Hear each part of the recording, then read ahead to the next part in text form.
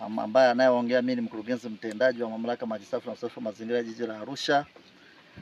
Bodi imeona ije itembelee baada ya kuangalia pesa ambazo imezielekeza huku zaidi ya bilioni 3.6 kwa ajili ya kuja kuendeleza wakazi wa kata ya Mlangalini na kata ya Mwivaro. Kwa hiyo leo imepanga kutembelea kuangalia ilichokipanga kama kimeweza kufanikiwa, na mafanikio yake ni kuona mwananchi mmoja mmoja anapata huduma stahili ambayo ni ya maji safi na salama. Kwa hiyo leo tunatembelea kata hii na tumeshatoka kata ya Mwivaro, wametembelea, wameangalia. Kwa hiyo wanasikiliza mafanikio ya wananchi wa kata hii na changamoto ambazo tunaweza kuzitatua kama ulivyotaja hicho kitongoji tumepokea, tutatatua kwa wakati, wananchi watapata maji. Na vile vile tulivyojipanga si kuishia kata hii ya Mlangalini tu, tumejipanga kwenda mpaka Nduruma. Na kule kuna shida kubwa ya maji, lakini kufika kwake tutarudi kwa bodi kuwaomba, jamani, tuna changamoto kule ya wananchi hawana huduma ya maji. Baada ya nyie kulizika kwamba mna huduma safi na endelevu. Kwa hiyo bodi ikitaturuhusu tutapeleka maombi yetu management, ikishaturuhusu tutaenda mpaka kule Nduruma kuangalia na wenyewe wakazi wa kule waondokane na hadha kubwa ya upatikanaji wa maji safi na salama.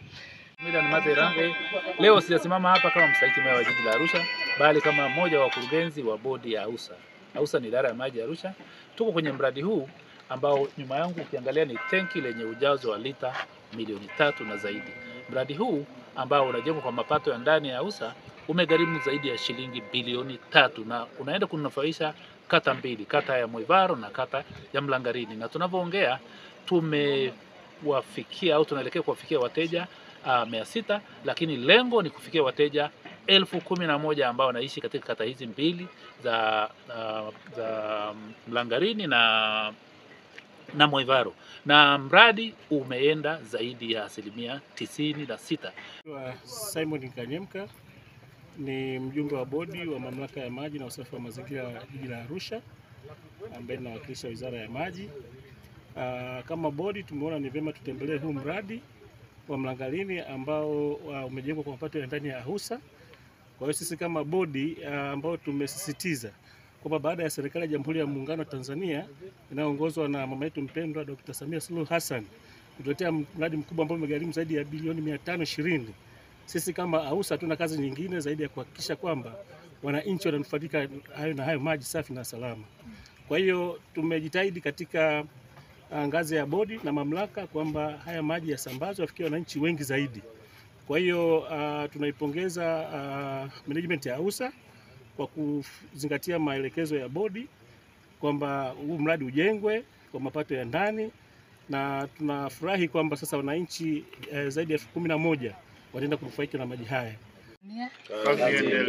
Kwa majina naitwa Mbulikwa Masawe, makamu mwenyekiti wa bodi ya mamlaka ya maji safi na usafi wa mazingira jiji la Arusha.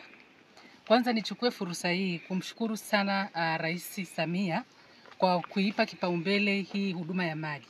Kwa kweli ni Tanzania nzima, sio tu kwa Arusha, lakini tunamshukuru. Lakini pia ni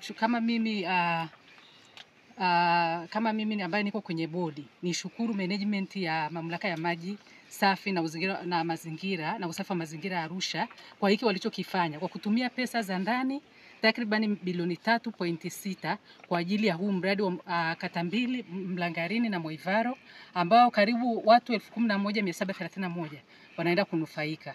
Tunachowaomba sisi kama bodi ni kutunza miundombinu ili hii huduma iwe endelevu na muendelee kuitumia kwa muda mrefu.